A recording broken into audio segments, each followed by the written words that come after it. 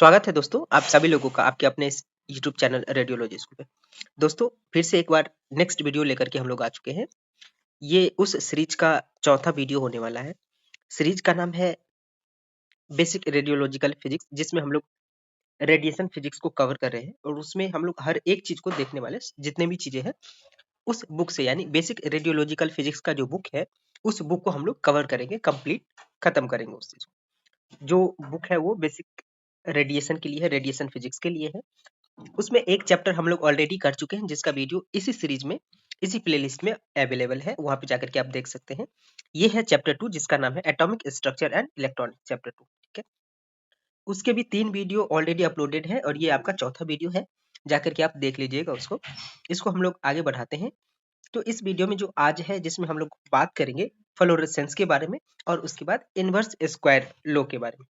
उसके बाद जो वीडियोस आएगा इसी चैप्टर का, जिसमें हम लोग इलेक्ट्रॉनिक्स के ऊपर बात करेंगे और उस इलेक्ट्रॉनिक्स में भी जो टॉपिक्स होंगे आपके सब टॉपिक्स, वो conductor, insulator, semiconductor, N P type semiconductor, इन सब चीजों को हम लोग आगे कवर करेंगे, जो 5वां वीडियो आएगा इसका। तो ये चैप्टर थोड़ा सा लंबा है, समय लगेगा, पर इसको हम लोग कवर करेंगे और इस पूरे बुक को कंप्लीटली खत्म करेंगे। यानी जो आपका रेडिएशन फिजिक्स है बहुत अच्छे से यहाँ पे कंप्लीट हो जाने वाला है, राइट। तो इसमें हम लोग देखते हैं अभी फ्लोरेसेंस के बारे में। When electromagnetic radiation fall on phosphorus, phosphor material होता है जिसपे अगर इलेक्ट्रोमैग्नेटिक रेडिएशन यानी इलेक्ट्रोमैग्नेटिक रेडिएशन या फिर एनर्जी कह ले, ये अगर पड़ेगा तो वो क्या करता है, विजिबल और अल्ट्रावायलेट रेज इमिट करता है इस तरीके से। मान लेते हैं ये फॉस्फोर मटेरियल है, अगर इस पे इलेक्ट्रोमैग्नेटिक रेडिएशन पड़ेगा तो क्या होगा, ये इस तरीके से, जैसे अभी देख रहे हैं आप, ये ग्लो कर रहा है, इसी तरीके से ग्लो करेगा और ग्लो करने के बाद लाइट इमिट करेगा। या तो वो विजिबल लाइट हो सकता है या फिर वो अल्ट्रावायलेट लाइट हो सकता है, राइट। अब ये इलेक्ट्रोमैग्नेटिक रेडिएशन का जो है, इसको अगर आप शॉर्ट में देखना चाहें तो इलेक्ट्रोमैग्नेटिक रेडिएशन फॉल होगा किसके ऊपर, फॉस्फोर मटेरियल के ऊपर। फॉस्फोर मटेरियल क्या है, सॉलिड इनऑर्गेनिक कंपाउंड है दैट इमिट्स लाइट। कब, जब ये इलेक्ट्रोमैग्नेटिक रेडिएशन या फिर इलेक्ट्रोमैग्नेटिक रेडिएशन एनर्जी इस पे अगर फॉल पड़ेगा तो लाइट इमिट करेगा, जिसको हम लोग कहते हैं ल्यूमिनिसेंस, राइट। अब ल्यूमिनिसेंस होता क्या है actually, material that absorb energy and emit lights. ऐसा प्रोसेस जिसमें कोई मटेरियल क्या करेगा, एब्जॉर्ब करेगा किसको, एनर्जी को। किसी भी तरीके का वो एनर्जी हो सकता है, जैसे यहाँ पे हम लोग रेडिएशन, इलेक्ट्रोमैग्नेटिक रेडिएशन एनर्जी के बारे में बात कर रहे हैं, तो यहीं पे कर ले कि ये इलेक्ट्रोमैग्नेटिक रेडिएशन एनर्जी को एब्जॉर्ब करेगा और उसके बाद लाइट इमिट करेगा। उस प्रोसेस को हम लोग कहते हैं ल्यूमिनेसेंस, राइट। जिसके एग्जांपल में आपके आ जाते हैं फॉस्फोरस या फॉस्फोर मटेरियल। ये आपका इनऑर्गेनिक है, ऑर्गेनिक में भी बहुत सारे ऐसे मटेरियल्स होते हैं जो इस तरीके का फ्लोरेसेंस देता है, राइट। उसके बाद when phosphor expose to ultraviolet rays में इमिट्स विजिबल लाइट्स। हो सकता है कि अगर फॉस्फोर को आप एक्सपोज करेंगे किसके साथ, अल्ट्रावायलेट रेज के साथ, तो वो व्हाइट लाइट दे, ऐसा भी संभव है, ऐसा भी हो सकता है, राइट।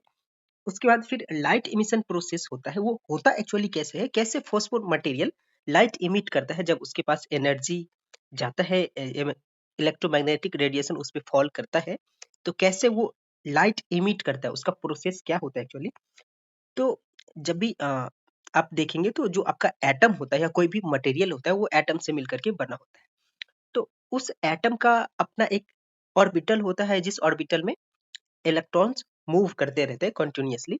उसी में एक वैलेंस ऑर्बिटल होता है, वैलेंस सेल कह लेते हैं या वैलेंस ऑर्बिटल होता है, या यहाँ पे हम लोग वैलेंस बैंड कहेंगे इसी चीज को यहाँ पे। तो जो किसी एटम के जो वैलेंस बैंड में इलेक्ट्रॉन होते हैं, जब उस पे एनर्जी पड़ेगा, राइट। मान लेते हैं यहाँ से इलेक्ट्रोमैग्नेटिक रेडिएशन इस पे पड़ा, इस इलेक्ट्रॉन पे, तो ये इलेक्ट्रॉन एक्साइट होकर के कहाँ चले जाएगा, कंडक्शन बैंड में चला जाएगा। उसके बाद कंडक्शन बैंड में हमेशा के लिए वो इलेक्ट्रॉन नहीं रहता है, कुछ समय बाद, ठीक है, कुछ समय बाद वो क्या करेगा, वापस से अपने इस बैलेंस बैंड में आएगा। जब वो इस बैलेंस बैंड में आता है तो जो ये एब्जॉर्ब करके ऊपर गया रहता है, यानी जब इलेक्ट्रॉन एनर्जी को एब्जॉर्ब करके कंडक्शन बैंड में गया होता है, तो उसी एनर्जी को वो लूज करते हुए फिर से वापस बैलेंस बैंड में आता है। और जब वो एनर्जी लूज करते हुए वापस आता है तो उस समय में वो लाइट इमिट करता है, राइट।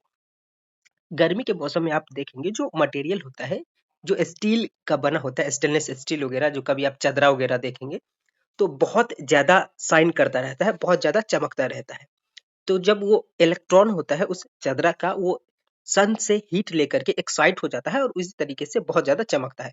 फिर वही चीज ठंडी के मौसम में या जब सन बहुत ज्यादा चमकीला नहीं रहता तो वो नहीं चमकता है, राइट। तो इस तरीके का प्रोसेस होता है, जो एक्साइट होकर के एनर्जी एब्जॉर्ब किया रहता है, उसी एनर्जी को लूज करते हुए वापस अपने बैलेंस बैंड में आता है और वही लाइट इमिट करता है, राइट।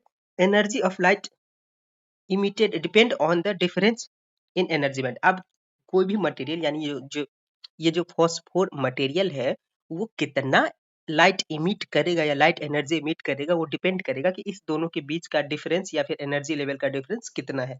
जितना ज्यादा एनर्जी लेवल डिफरेंस होगा उतना ही ज्यादा एनर्जी ये लेकर के एक्साइट होगा, कंडक्शन बैंड में जाएगा, और उतना ही ज्यादा यानी जितना वो लिया रहेगा उतना ही इमिट करेगा, ठीक है।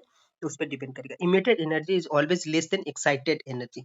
अब ये जो इमिटेड यानी यहाँ से एनर्जी लेकर के ऊपर गया, तो जितना एनर्जी वो लिया हमेशा उससे कम एनर्जी वो वापस आते समय इमिट करेगा, राइट।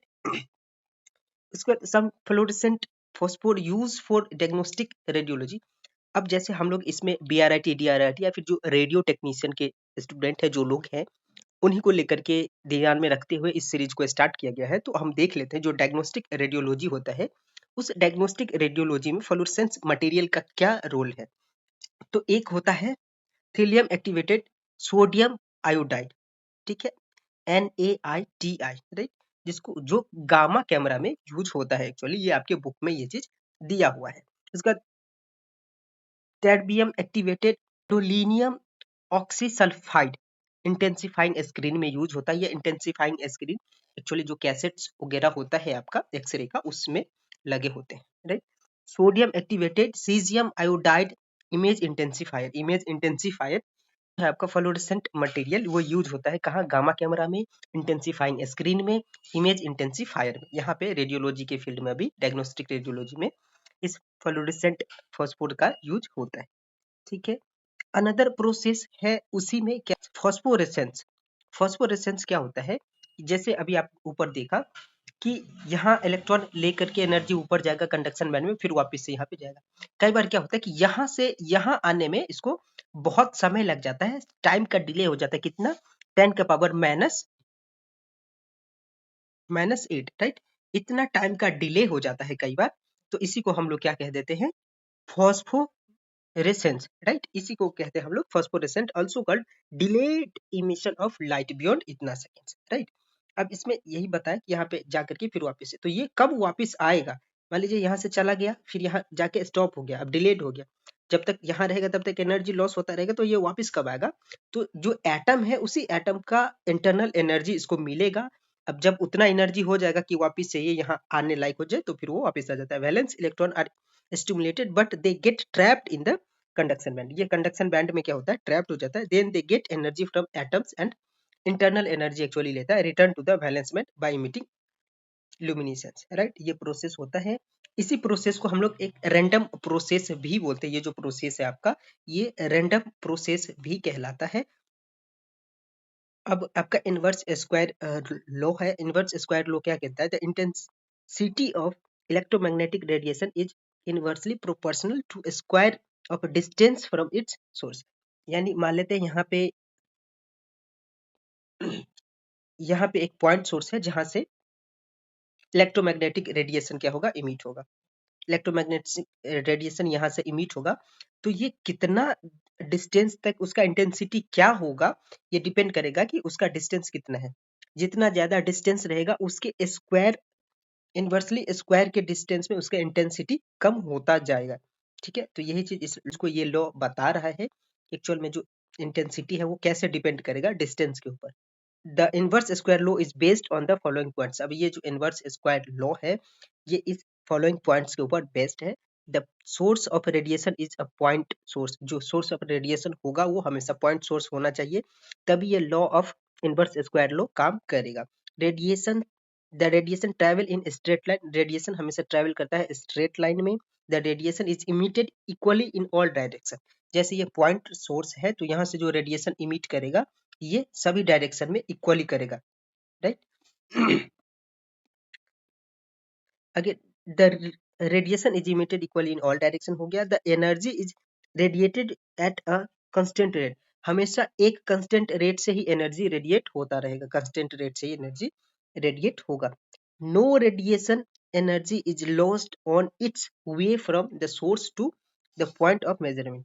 अब मान लेते हैं यहाँ से इस पॉइंट से निकल रहा है और यहाँ तक का है, तो इसके बीच में कोई भी एनर्जी का लॉस नहीं होगा। जो जो आपका इलेक्ट्रोमैग्नेटिक रेडिएशन एनर्जी होगा, इसका कोई लॉस नहीं होगा इसके वे तक।